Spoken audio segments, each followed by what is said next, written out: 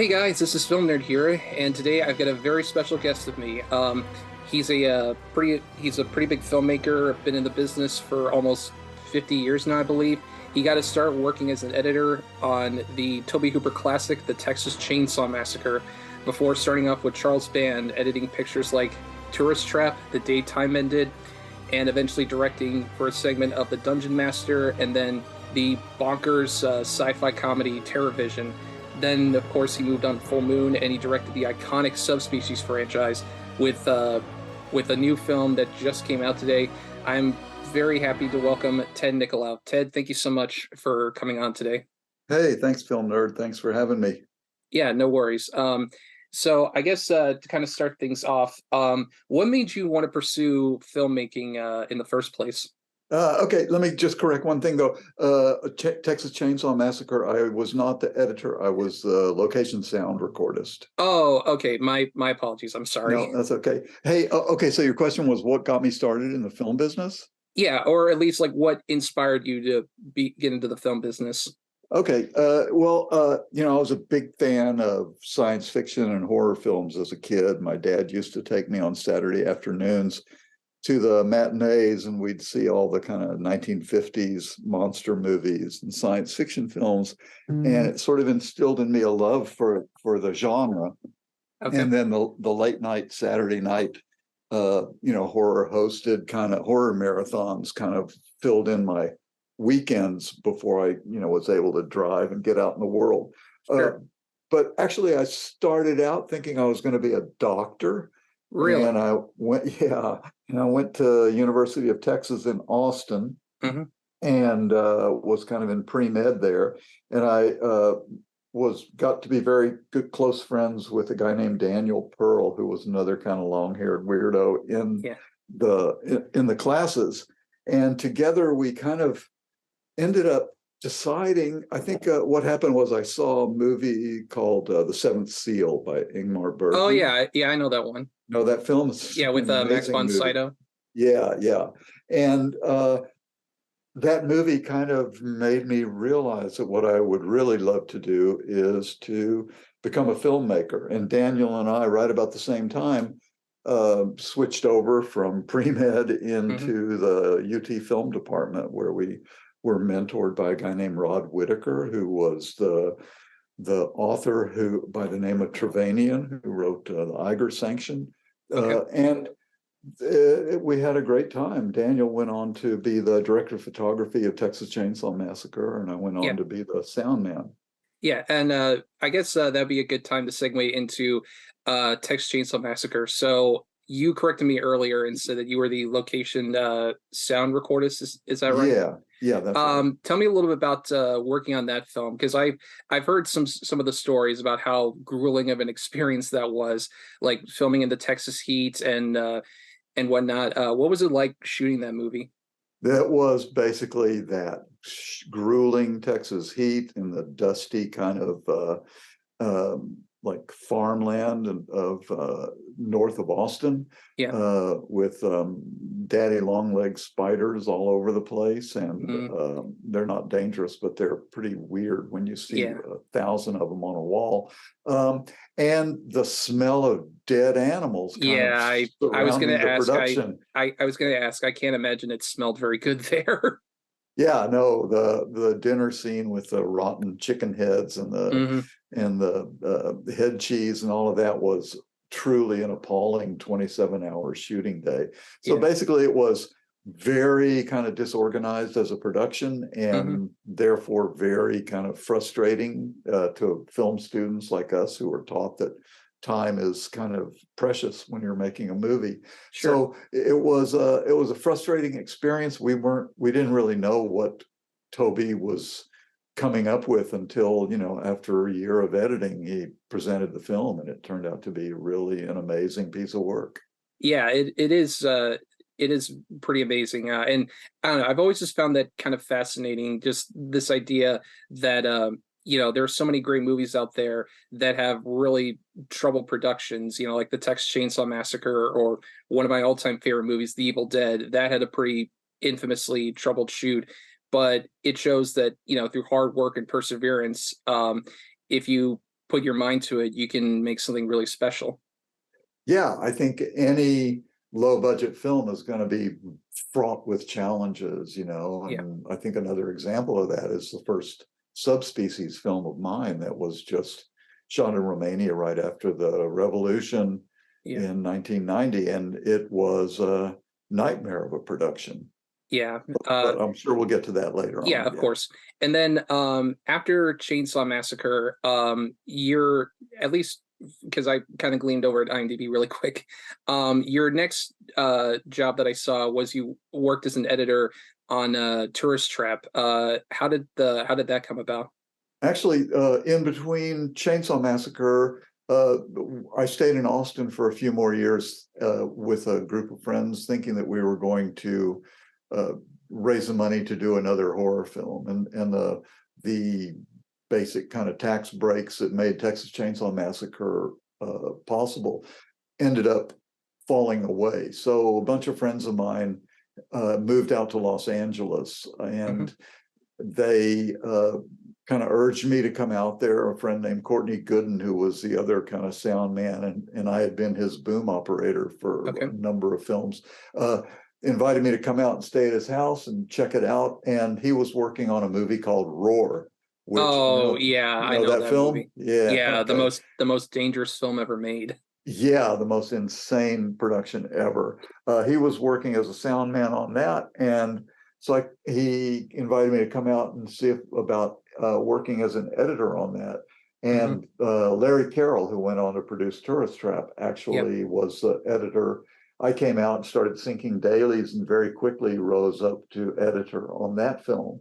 Okay. And with Noel Marshall as the director, and Jan de Bont, the director of photography, starring Tippi Hedren and Yeah. Melanie Griffith.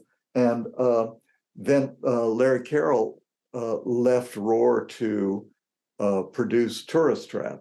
Hmm. And basically, when Roar just seemed like it was never going to be finished, he Yeah. and another film school buddy of mine, David Schmoller, Hmm. invited me to come work on edit Tourist Trap. So I left Roar, and that's how I started working with Charlie Band and Yeah. edited Tourist Trap. And just curious, when you first met Charles Band, what was your like initial impression of him? At that time, Charlie was very secretive and pretty much stayed locked up in his office, because I think he was constantly trying to raise money and find the money and pay the bills, and Hmm. barely making the bills every week. And, people were always pissed off and Hmm. late in getting their checks. So he was very kind of secretive, and I didn't really get to know him as a person. He would come into the cutting room occasionally, and the kind of charming thing about him was that he really loved movies, and you Yeah. could see that. And he was really easy to work with, because he was very encouraging. The Hmm. money wasn't always there on time, but he loved making movies.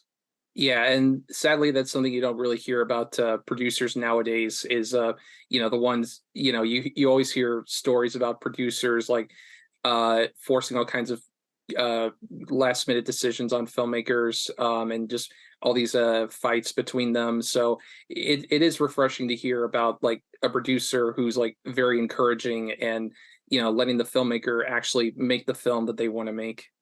Yeah, I think that's one of the there's a lot of drawbacks to working at the budget levels that he works at, but one of the great things is that he pretty much gives you a lot of freedom. And at the Hmm. time, his father Albert Band was still alive, and Yeah. Albert was Charlie's kind of right hand man in terms of the post production, especially. And Albert was old school Hollywood, Yeah. and he knew what he was talking about. And if you didn't argue with him, and you kind of, as a director or even as an editor, and just kind of listened to what he had to say, you could learn a lot about editing from him. So Yeah. I took a lot of lessons from Charlie's father too. Sure. And I understand with the Tourist Trap that was like kind of a mini Chainsaw Massacre reunion, because not only did you work on it, but Bob Burns, I believe, who was the production designer on Chainsaw, also worked on Tourist Trap. Is that correct? Yeah, that's correct. And J. Larry Carroll, who was the editor of Chainsaw Massacre, Yeah. was the co-writer and producer. So yeah, it was like a, there was like at that time kind of this small Texas mafia of filmmakers Hmm. who came out of film school there and ended up migrating to California. Sure. And yes, and Bob Burns was a particularly interesting madman of a character. You Hmm. know. I actually did want to backtrack to Chainsaw real quick. So feel free to correct me on this, but from if memory serves, that movie was distributed by Bryanston Pictures, and wasn't Bryanston owned by like the mob or something like that? Yeah, I think Bryanston had mob connections. They, bought the rights to distribute the film, and I think pretty much cheated the Chainsaw Massacre company out of a lot of the profits from that initial distribution. Yeah. And unfortunately, I mean, there's nothing you can really do about it because it's like, you say something to them and they'll be like, well, I mean, maybe we should fit you for some cement shoes sometime. Yeah, well, it's like I don't know if there were threats like that, but there's definitely, it's almost impossible to uh, to audit, a film distribution and come Yeah. out on top. And I think that was a real problem for the Chainsaw Massacre producers. Hmm. They went on to kind of get the rights back and resold the rights again and again. And, Yeah. because they went a couple of weeks over schedule and weren't able to pay the crew, Hmm. we ended up getting, small percentages of the producer's profit. And of all the films I've done, that film continues to pay royalties year after year. That's good to hear. So I guess going back to Tourist Trap, I remember there's an interview on the Blu-ray with David Schmoller where he talks about how they were working on Tourist Trap, not too far away from there. John Carpenter was filming Halloween, and they thought that like Halloween wouldn't go anywhere because they had this unknown woman, Jamie Lee Curtis, whereas Tourist Trap they had Chuck Connors, who was a pretty big name actor at the time, and then of course Halloween goes on to be this monster hit, and Tourist Trap did okay, but it wasn't as big of a hit. Was I don't know. I just found that kind of interesting. Yeah, that is interesting. I mean, the truth is, Halloween was a really scary movie, Hmm.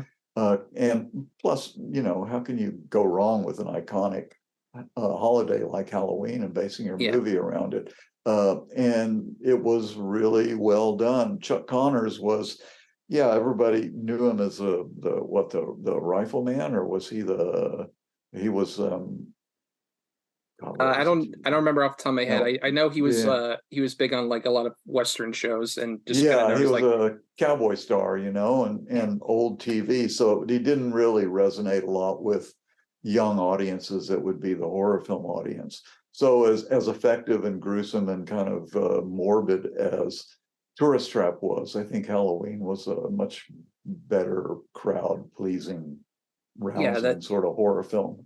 yeah, that's fair. And I actually personally I really like Tourist Trap. I think it's a very underappreciated movie. Just it has this just really weird kind of trippy vibe to it. Uh-huh. Especially with like the Pino Donaggio score. Just I don't know, it just has this like weird vibe to it that I don't know, I just really like it. Yeah, yeah. I mean, it's definitely Schmoller was a really good filmmaker even back in film school, Yeah. and yeah, he pulled it off on that film. All right. So then after Tourist Trap, you also edited The Day Time Ended and The Alchemist, and then you got your first shot at being a director by directing a segment for The Dungeon Master. How did that come about?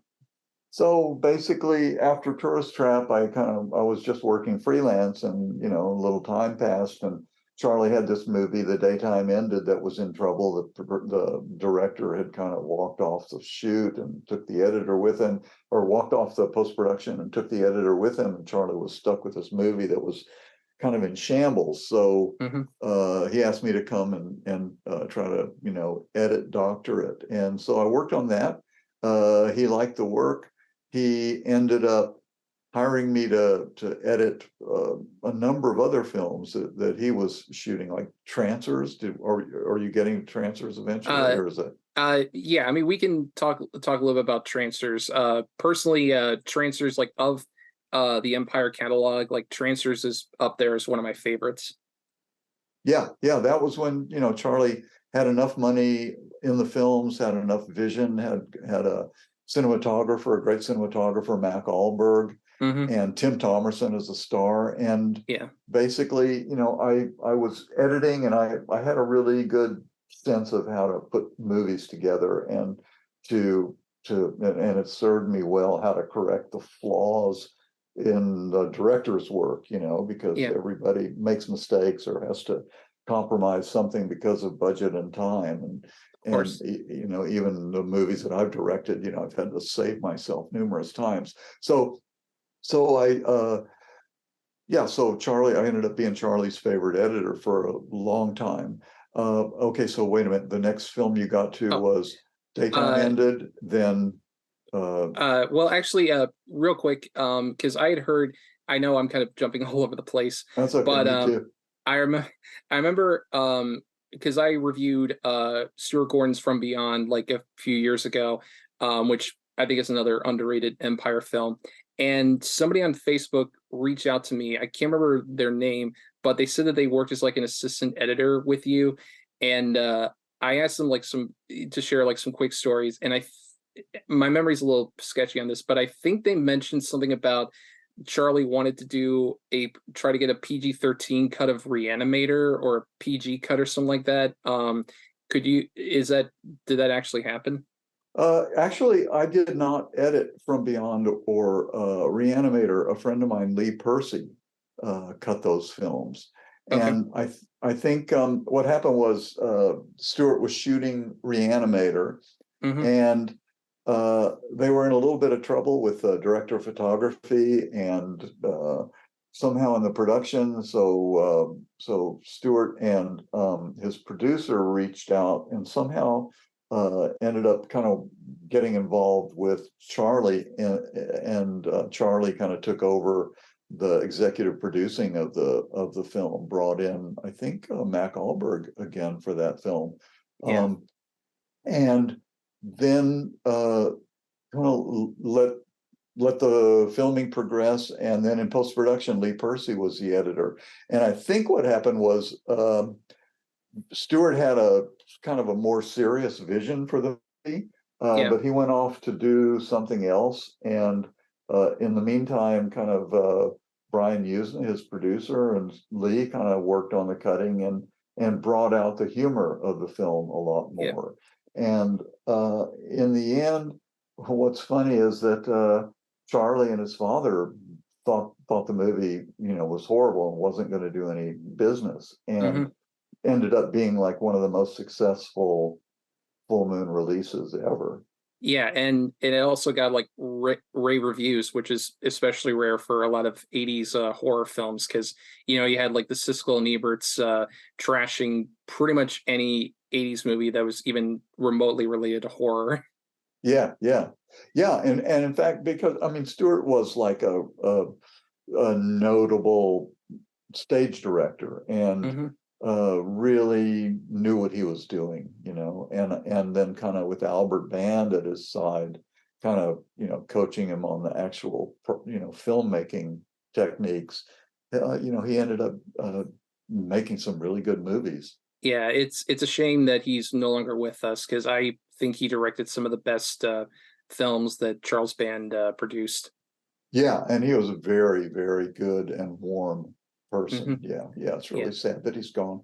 Yeah. But anyway, kind of going back, so I was asking earlier about the Dungeon Master. Dungeon Master. Okay. So at that time, I was editing for Charlie.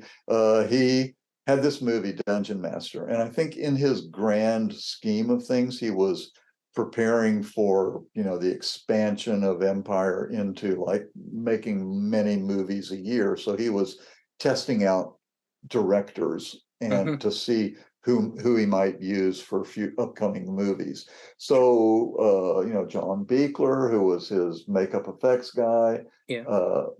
Peter Manoogian, who was like a production guy, and Rosemary Turco, a whole bunch of people, and David Allen, all these guys who were like really dying to direct movies had a shot with these little segments, and I was the editor putting them all together.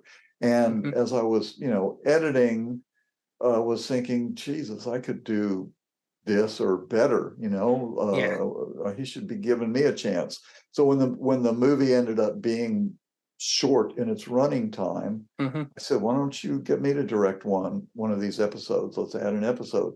So that's how I came about to direct that episode. It was 2 days of shooting out in the desert, cool location, cars that kept breaking down, and it was kind of a nightmare, but exhilarating too, to be directing. Yeah. And then, of course, I guess another thing I was curious about. So I know the alternate title for the movie was Rage War. When you were shooting your segment, or at least like putting it together, was it always called Rage War, or was it like, how did it end up being called the Dungeon Master? Yeah, it was called Rage War all the way through post-production, and I guess probably whoever was advising Charlie on distribution at the time probably suggested that Rage War was not a great title. Yeah. Admittedly, like Rage War does kind of sound like something like a kid in the early 90s would like name their Metallica cover band or something like that. Really, man. Yeah. So anyway, and you had asked about what was the other film? The Alchemist. I did mention that you had edited that film. In the after Charlie, had started really liking my work and all of that, he directed this movie called The Alchemist for a really nasty producer named Billy Fine. Yeah. And somehow he walked away from it in post-production and asked me to go edit it. So I worked not directly with Billy Fine, but with a guy named Larry Applebaum, who was kind of had a trailer editing company, and cut the movie there. And it was not a great movie at all by any means, although it was had the sort of standard Charlie Band kind of themes going for it, and kind of a romance, a doomed romance, and demons from the underworld and all of that, but in the end, so then Larry Applebaum and I got to be pretty close in the making of that, and they owed one more film to Billy Fine, so they hired me to direct a movie called Concrete Jungle, like a women in prison movie. And I wrote the script with a writer and cast the movie, and we're scouting locations about the time that Billy Fine saw the final cut of The Alchemist, and Billy Fine hated that film and ended up firing me from the Concrete Jungle. So that was like a big kind of fiasco time of my life. He definitely doesn't sound like a fine guy. Yeah, no, he was a nightmare. Yeah. But ended up with a good story of my life, getting fired from the movie in the Hollywood Hotel, in Beverly Hills Hotel, whatchamacallit, the famous restaurant there, and bar. Is it the Polo Lounge, in the Polo Lounge of the Beverly Hills Hotel? It's like.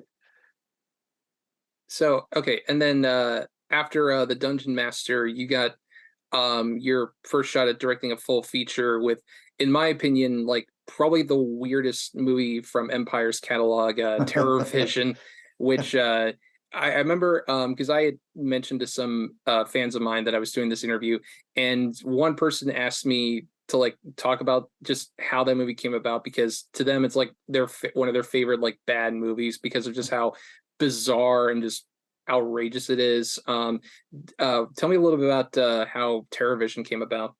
TerrorVision came about like this. Charlie had bought the old Dino De Laurentiis studios outside of Rome and was looking to produce a bunch of movies on the sound stages there.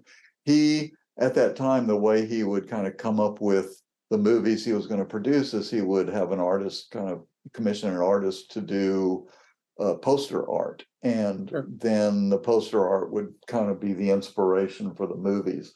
So he, I had been hounding him to direct a film, and he called me into his office one day and showed me some posters. And one of them was this monster coming out of a TV set. Yeah. And I said, whoa, that one looks good. I'll do that one if I can. And can I please make it kind of a comedy? And even though he wasn't really known for comedies at the time, he said, sure, why not? And so basically from the poster art, which was kind of generic monster, generic old TV, I came up with this story that was kind of like a compendium of all of the cultural archetypes of 1985 Los Angeles, and wrote this script that would be kind of a satire of TV and LA culture. And then he brought in Giovanni Nautalucci, the production designer that was working in Italy, and together we kind of went through a whole lot of photographs of houses in the valley and kind of porn sets of the valley, and basically came up with the plan for the set design. And then he went back to Italy and started working on the sets. Meanwhile, we were casting in Los Angeles and ended up with the most phenomenal cast of any movie that I've gotten to do, I think. I was gonna say that the cast you got is like stacked with like, cold movie figures like Garrett Graham, Mary Warnoff, Diane Franklin, John Grise. Actually, I did want to ask, because I had heard somewhere that for the Garrett Graham role, is it true that you were originally going to hire Harry Shearer for the part, but he turned it down? Yeah, we reached out to him. We were reaching out to everybody that we could think of who might be right for the role, and Harry Shearer was on the radio and was around a lot at the time. So yeah, we reached out to him. He turned it down. That hurt my feelings, but we ended up with Garrett Graham, who to me is like just the most incredible, funny bozo of Mr. Putterman that you could imagine, So and Mary Warnoff was so pleased when she heard that Garrett was going to be playing her husband. Yeah. So I think we ended up really lucky in that regard. And John Grise came in and just nailed that part. He was a little too old, for what the character was supposed to be, but he was so damn funny that we went with him. We also met with like Belinda Carlisle, from the Go-Go's. Yeah, as a possibility for Susie. But I'm so happy that we ended up with Diane. Yeah, I'm sorry, I didn't mean to interrupt. Go ahead. I was just gonna say, I absolutely love like the weird sort of contrast with her, because like looks wise, she has a very kind of like punk look to her with like the thrown together outfit and like all the different colored wigs, but she talks like she's like a stereotypical valley girl. It's, I don't know, just that weird combination. I don't know, that's just what I love about TerrorVision. It's just all these this weird mishmash of different ideas, and it somehow just works. Yeah, Burt Remsen as the grandpa and Alejandro Rey as Spiro. I mean, the cast is just so off the wall. Yeah, and then I went to Italy and stepped onto the sets for the first time. And little did I suspect that the sets were going to be such an expression of the weirdness of the movie and of Stanley Putterman's kind of crazed sex obsession. Just paintings of nothing but like BDSM and like sex and all that. just and like statues with like water coming out of the boobs. It's just insane. Yeah, it was totally insane. I was not expecting that. So Hmm. you add up the incredible cast, the crazed expressionistic sets. Once we got on the stage and everybody was in costume, the movie kind of took on a life greater than the script even. We basically shot the script, but it came to life in a much more cartoony and crazy way. Yeah, and speaking of like stuff that's cartoony, of course there's the central monster of the movie. Just again, this weird mishmash where it's like got like a big eye and a little eye, a giant mouth, a malformed tail. How did you come up with the design? Like the because I remember on the Blu-ray for TerrorVision, during the making of, John Carl Buechler mentions at one point that your direction for him was to make it look really stupid. Yeah, yeah. John and I kind of went round and round and kind of had a few fights about it because he, had a more kind of normal monster vision for the thing. And I wanted it to be, I think I probably told him, make it like a gigantic booger, Hmm. and with really stupid and eager looking, like a dumb pet. And Yeah. to me, part of that was the asymmetry of his face and Hmm. the kind of weird combination of tentacles and pincers and everything just kind of like out of whack for that character. Yeah. And the little carrot like kind of motivators at the bottom of his body. And Hmm. the if even though John was kind of like doing it against his will, I think Hmm. he had a lot of people, a lot of sculptors working with him that sort of got it, and Yeah. they ended up creating a character that's just so damn funny. When I see photographs of it still, it just makes me laugh. And then it Yeah. took like 4 or 5 people just to operate the thing and slime him up Yeah. and move about all his moving pieces. So it was truly one of the more ambitious kind of monsters, Hmm. but really worked for the movie. Yeah, it did. And of course, last thing I wanted to touch on with TerrorVision is just the score and especially the theme by the Fibonacci's. Like I cannot tell you how many times I've listened to that theme song. It Oh just man, it's yeah, yeah. so catchy and it just perfectly sets the tone for the movie. Yeah, at the time, the Fibonacci's were playing a lot at a club in Los Angeles called Club Lingerie. Hmm. And we were going to Club Lingerie quite a bit. And that's where I would see Mary Warrenoff. And and the Fibonacci's just had such a crazy sound that it just seemed perfect for the movie. At Hmm. one point we showed the movie to Frank Zappa, trying to get him to do the score. Yeah. And he watched it, and when he heard how fast we needed the score, he kind of declined to do it. And Hmm. then I showed it to the Cramps and about them doing the score. Yeah. But he was going off on tour with Dream Syndicate, I think was the band at the time. Okay. So he couldn't do it. But the Fibonacci's like gave us such an incredible, memorable title song. Yeah, absolutely. I guess before, because we'll move on to Subspecies.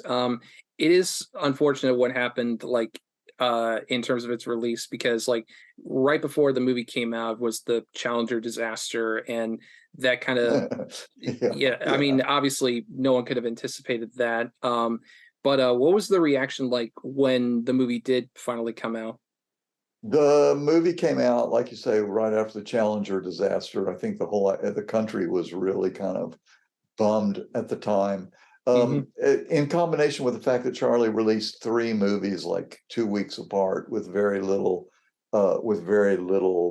publicity, and it kind of landed with a thud in the theaters, Yeah.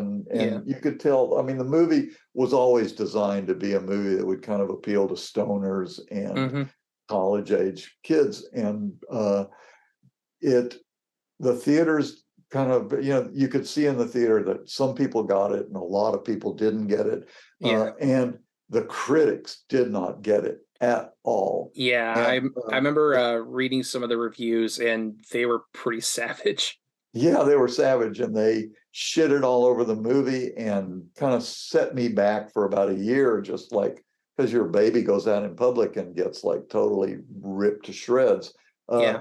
so it was really sad what happened to that film at the time.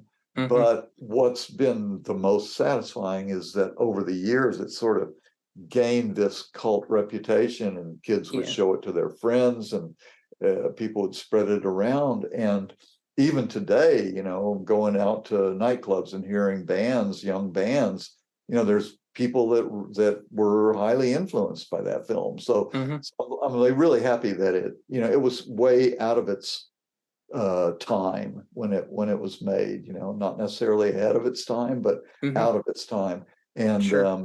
and I think that's been its enduring appeal too. Absolutely. So then after TerrorVision, Empire Pictures unfortunately goes bankrupt in the late 80s. And then from there, Charles founded Full Moon, and he brought you on board to direct what I would say is probably the movies you're most famous for, which is the Subspecies franchise. How did that come about? Subspecies came about by after the revolution in Romania, and they deposed Ceausescu, who was a dictator there.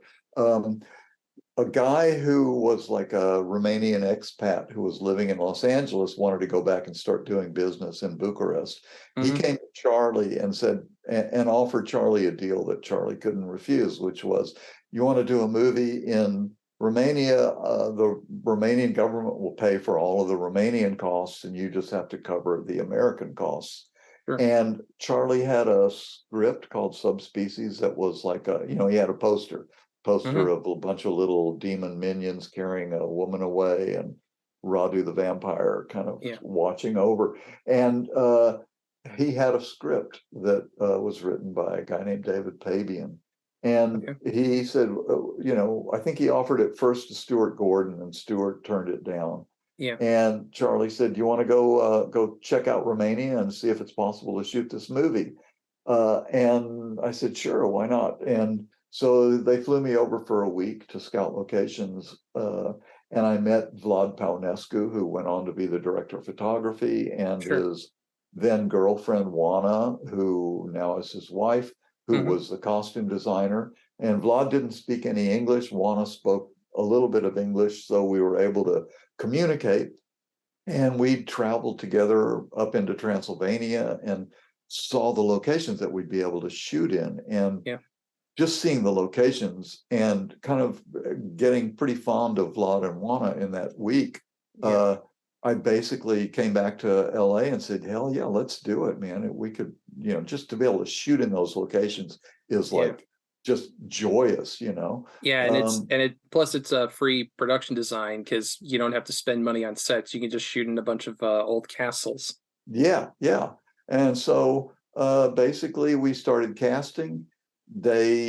Charlie sent me over. The guy that we had cast for Radu Hmm. kind of fell out at the last minute, Yeah. but Michael Watson, who uh, was cast as Stefan, Hmm. suggested a guy that worked with him on General Hospital named Anas Hove.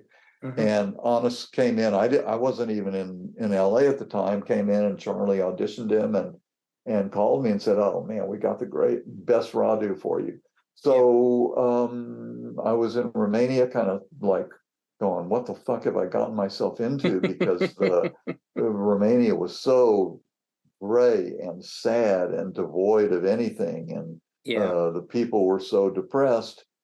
But gradually as the cast started coming over to Romania and joining up with me, and Juana started costuming everybody, Hmm. it became really obvious that it was going to be a really cool movie to shoot. It Yeah. was not fun to shoot by Yeah. any stretch of the imagination because it was cold and there were no heaters, and the Hmm. cast, the crew was going on strike constantly because the money wasn't coming on time. The Yeah. producer locked himself in his hotel room and wouldn't come out. Vlad almost got fired off the shoot. Oh I wow. had to go defend him to like a commission of the film studio Yeah. in Bucharest. Uh, and the actors were getting so drunk on dollar bottles of wine that every dinner would turn into a disaster of screaming and yelling. And Honest is like just a explosive Dane, and at the time was drinking way too much. And Yeah. he and Michael were drinking too much and doing sword, like drinking before the sword fight scenes. And Hmm. it was trying to keep that movie on track was like a monumental undertaking. Yeah, I So can much so that imagine. I kept a journal, started keeping a journal just to keep myself sane at night. Um, but when we finished shooting, got the hell out of Romania, came back Hmm. and started cutting it, showed it to Paramount, who was the distributor at the time. Yeah. They loved it and wanted to do more. And by that time, kind of all the horror of the first one the horror memories had left, and the kind of Yeah. happy memories of nights drinking wine with Vlad and Juana and scouting locations and Hmm. all of that kind of endured. And so I made a deal with Honest Hove. Look, you come back and do Radu again. No drinking on the set, Yeah. and I promise you we'll drink a bottle of wine at night when they're taking the makeup off. And he lived by that, and we went on to become incredibly close friends over the years. Well, that's phenomenal here, and I do think Anders Hove is like one of the things that makes the Subspecies movies work so well. Just he plays a really good vampire, just with that raspy voice and like the long like Nosferatu fingers. Just I don't know, he just has this like presence about him that's just like eerie. Like you take one look at the guy and he means trouble. Yeah, yeah. And he's a spectacular actor, and Yeah. he not only was able to act with all of that makeup on and Hmm. still be expressive, but he can plumb some depth of depravity that brings Radu to life. And Sure. the first day on set, he was like, okay, so how does he sound? What do we do here? And he and I just kind of took a walk around the castle, and I said, what if he walks kind of crooked? And for me, I don't think his lungs are like fully hydrated anymore. So Sure. he probably talks with this raspy kind of breathy talk.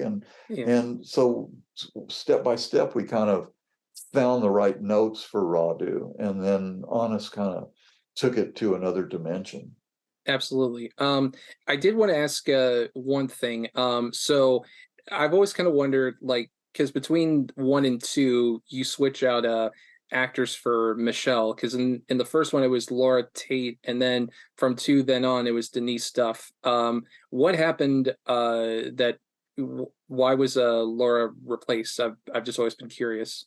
Yeah, I think the Laura got replaced because basically the making the first film was so arduous, and the schedule expanded from like 3 or 4 weeks to like 3 or 4 months, Hmm. and everybody was so miserable. And she had 2 young children at home, Yeah. and so I think when it came time to uh, start the production on the second and third films, and it was going to be 2 films shot kind of back, simultaneously, and it was going to be like 3 or 4 months. She Yeah. kind of said, "No, I can't really do it," and I understood, because basically on the first one, my son was like 4 or 5 years old, and Yeah. it's really hard to leave your kid behind for such a long time.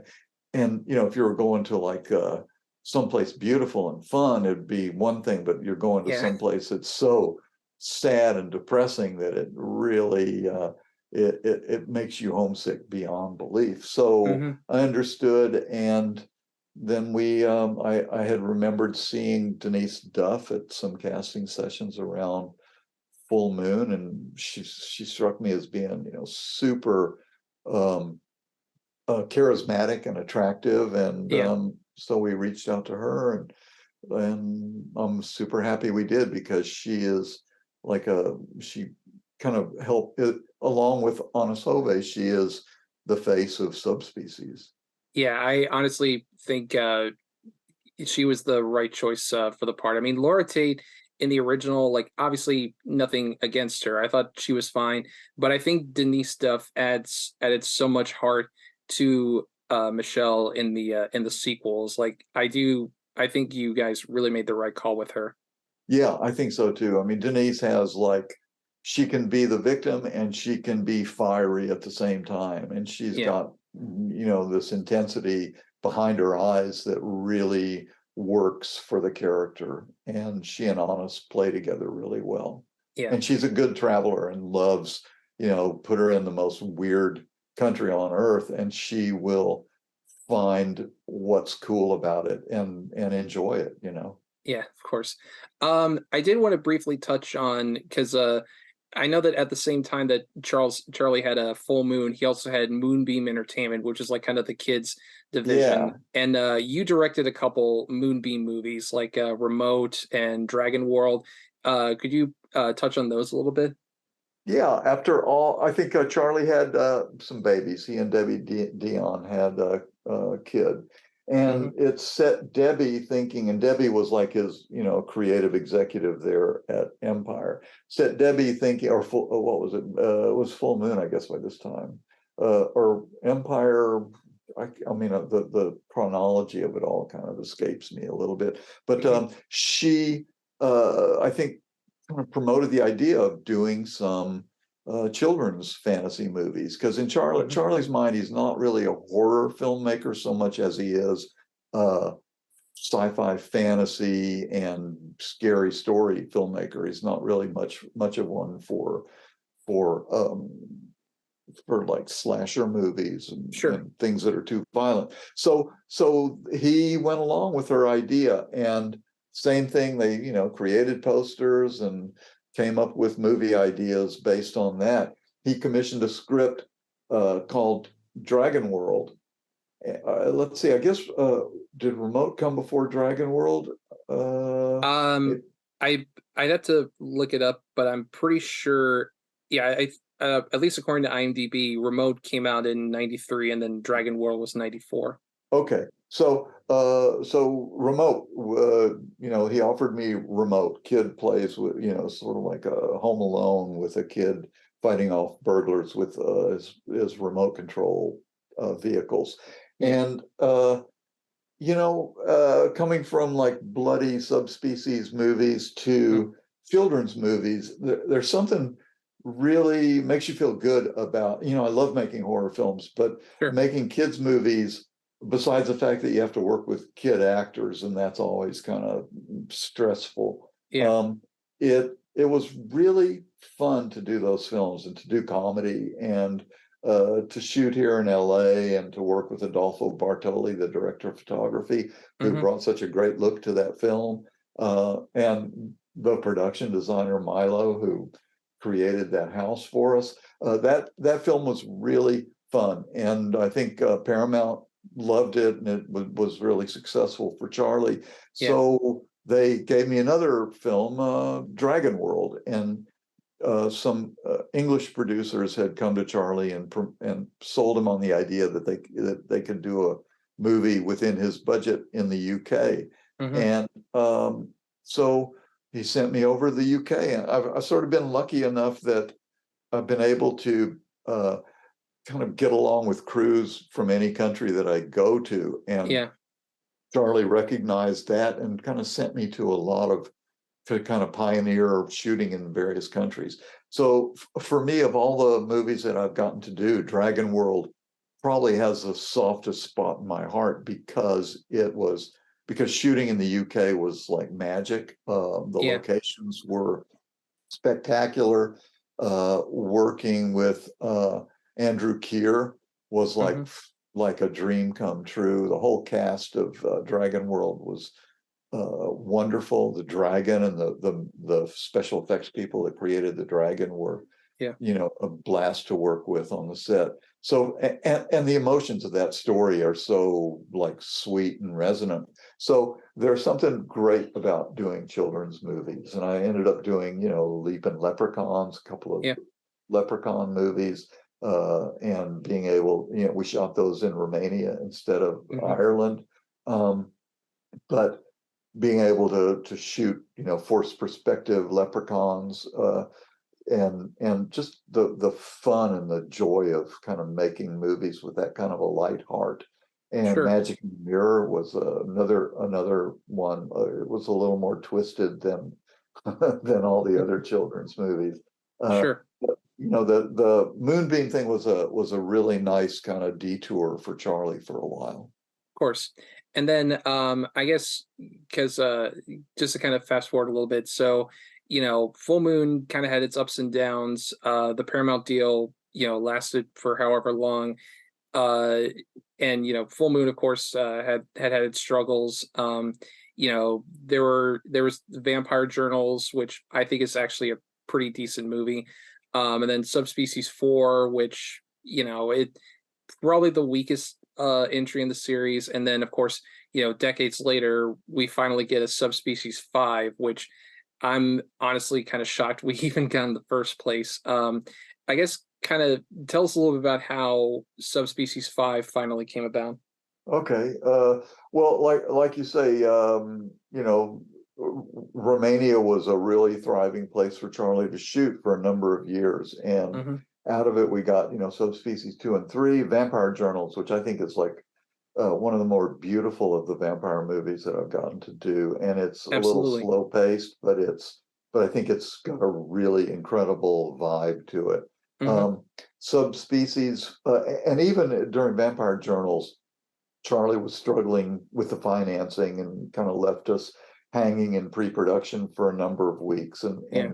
Those weeks of hanging sort of gave us the opportunity to scout more locations, to have many more meetings with the production designer and DP, and look at a lot of art books and kind of come up with the look of the movie. Yeah. So that was Vampire Journals. Then Subspecies 4, the budget was really struggling, Yeah. and we weren't able to travel outside of Bucharest. We basically kind of, I understand that it's like of the four original Subspecies films, it's probably people's least favorite, but I think there are some interesting aspects to that film, so I still kind of stand behind it.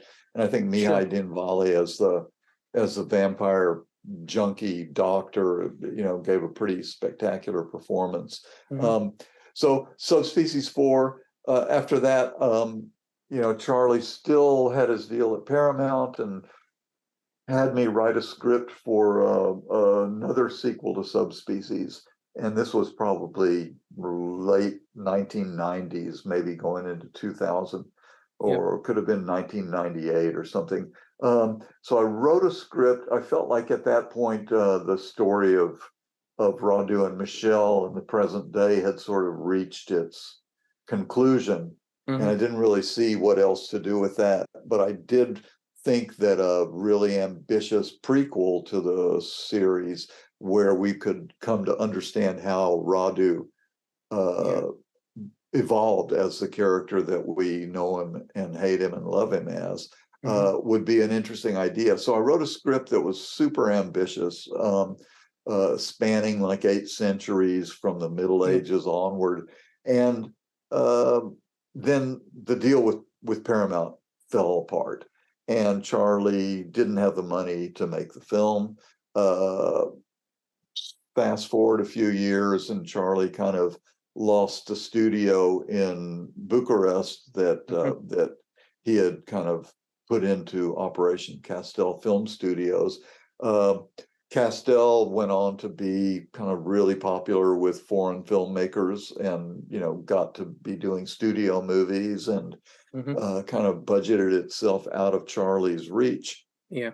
Uh, Anis and Denise and I really wanted to make Subspecies 5 because we believed in the story, but we kind of held off doing it at a reduced budget, and told Charlie we want to do it, but we want to do it right. And Sure. Charlie understood that and agreed with us, and so we just kind of sat on the script and would talk about it every once in a while and resurrect it and meet at horror conventions and think how great it would be if we could ever do it. Then about 2019, Charlie finally was in a position to make the movie. And he was making films, like super low budget 6-day shoots. Yeah. That was kind of the full moon meat and potatoes, but he was willing to spring for a little bit more expensive Subspecies because the fans wanted it, and I think he felt like it was the right time to do it. So a company called Media Pioneers, or Pioneer Media, I think it's Media Pioneers, Justin Martell and Seeger Dixon are like guys that kind of put film productions together with foreign countries and their film production companies. Yeah. And they approached Charlie and said, yeah, we could help you do a Subspecies. We're shooting right now in Albania. They were shooting Castle Freak. So it was like a Castle Freak that Charlie had sold the rights to another company to produce. And so they sent me over to Albania to scout locations for Subspecies. Yeah. And, I traveled around Albania, saw some pretty cool castles, but I didn't see much in the way of cities because I needed like 19th century kind of European city look with the kind of like neo-Gothic architecture. And there was nothing like that there, and nothing like kind of Christian cemeteries. But I was, I kind of revised the script a little bit to make it work for Albania. But then Justin Seeger sort of had a falling out with Albania, and COVID came along and knocked everything out of the water. And so we sat on it again for a number of years, and then Justin and Seeger were doing a movie in Serbia and called Charlie and said, hey, man, Serbia is the place to come. So I didn't go scout locations there in advance, but they started sending photographs and putting me together with the director of photography and production designer. And I created like a lookbook that would kind of express what I was hoping to achieve. And it was very ambitious for the budget, but was the idea, an inspiration. And so they finally made a deal for a budget that Charlie could live with. And Honest and Denise were on board, and Kevin Spiritus really wanted to be involved. So he took on the role of King Vladislas. And I went over to Serbia, met the director of photography, Vladimir Ilic, the production designer, Ivan Churovic, and casting director Yelena Stepanovic, and Vlad Dukalic, the producer, and loved all of those people. And they all kind of were inspired by the possibilities of making the movie. We scouted some locations, and they weren't the most perfect castles like I was used to in Romania. But they were, we could make the movie and kind of not sacrifice any of the vibe of Subspecies. And so lived in Belgrade for a couple of months and made the movie. And I was actually really fortunate. I actually went to one of the showings that Alamo Drafthouse did back in May 15th. And cool. It was, I mean, for one, it's just crazy to think the idea of seeing a movie from Full Moon on the big screen. But I'm glad it was Subspecies 5 because, like, I mean, Full Moon movies, like, there are definitely some really good ones, but then there are some that aren't the best in the world. But I think Subspecies 5 might honestly be Full Moon's best movie in however many years. Like, it's probably as close to being like the golden era Full Moon from like the early 90s that you could get for I'm sure the small budget you had to work with. Cool. That's great to hear. Yeah. I mean, I'm really pleased with the way it turned out. And I think between the production design and the cinematography, and I think the performances are really good. And the cast we found in in Belgrade are like an incredible bunch of actors. And Yeah. Anna Sove, who was so nervous and anxious about reprising this role that he had made so iconic so many years ago, and Yeah. wondered if he could kind of rise to the challenge again. Hmm. The first day on set blew my mind, with his kind of depraved performance of Radu. And Denise, who was so like happy to be back in the saddle again, Yeah. just uh, took on this role, which gave her a lot of room to stretch as in the Subspecies universe.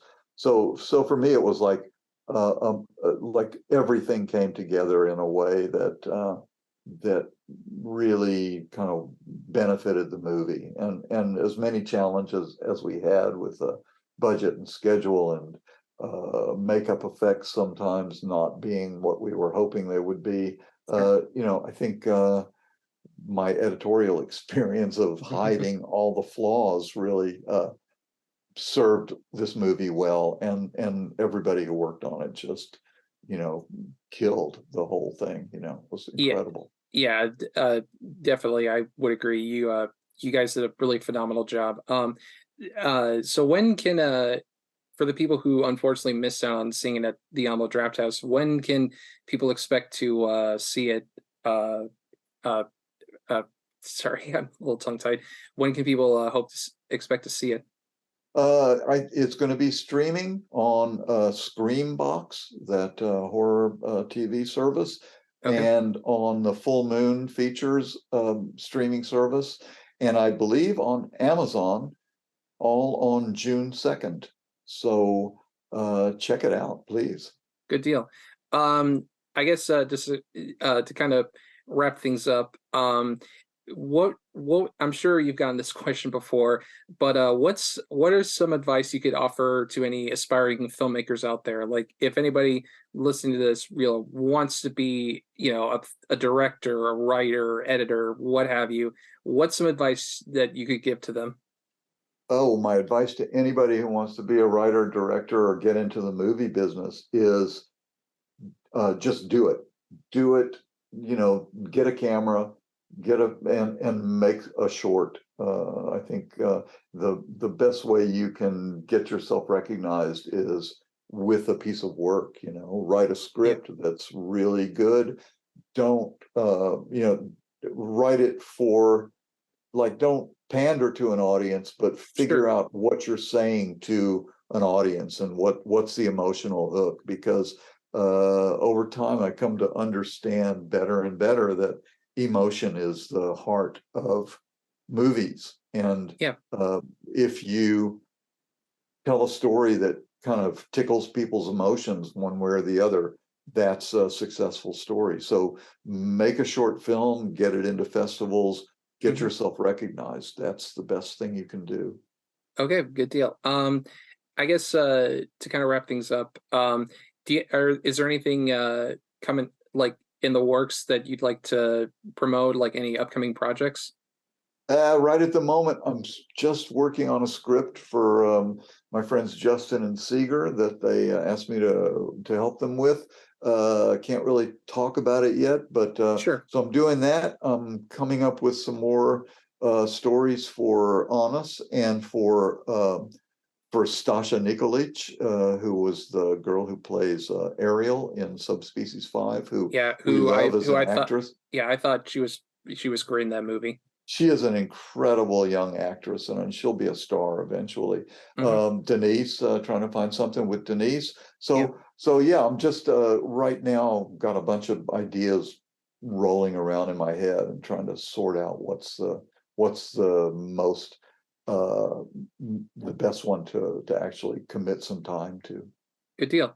All right. Well, I think that pretty much will do it for this interview. Ted Nicolaou, I just want to again thank you so much for this opportunity. It was great getting to talk to you, and I'm just really thrilled at this opportunity. Cool. Thanks a lot, Film Nerd. It was fun. Yeah. All right. And thank you guys so much for listening. As always, look forward to more videos and more reviews very soon. And until then, I will see you guys in the next one. Take care.